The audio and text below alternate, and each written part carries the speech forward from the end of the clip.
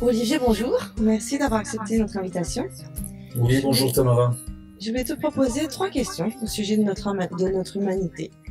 Nous sommes parmi les dernières générations à être nées et avoir grandi sans Internet, sans la robotisation massive, sans l'intelligence artificielle ou la menace d'un transhumanisme. Que signifie pour toi être un humain? Être un humain signifie pour moi d'être libre, sans influence extérieure qui vont coloniser petit à petit mon esprit, quoi. Et surtout rester un être humain, dans le sens où la liberté est encore de ce monde. Qu'est-ce qu'on aurait à léguer ou à préserver pour l'humanité de demain?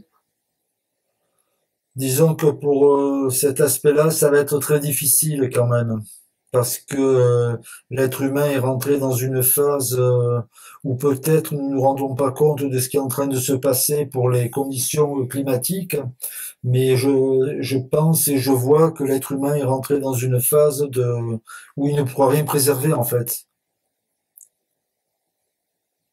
Et quelle serait du coup pour toi la plus grande menace de l'humanité? L'être humain. L'être humain lui-même.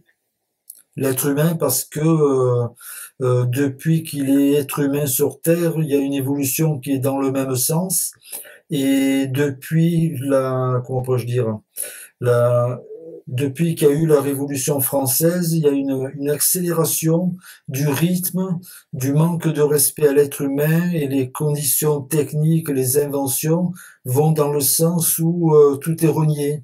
Et maintenant, nous en payons le prix fort pour le climat. Et je pense qu'il va arriver d'ici une dizaine d'années des endroits de la France où l'être humain ne pourra plus habiter. On met un petit peu de positivisme ou on reste là-dessus pour l'humanité? Euh, le positivisme, je préfère te laisser la parole. Ok, je te remercie. Merci Olivier, merci pour tout. Voilà, merci beaucoup.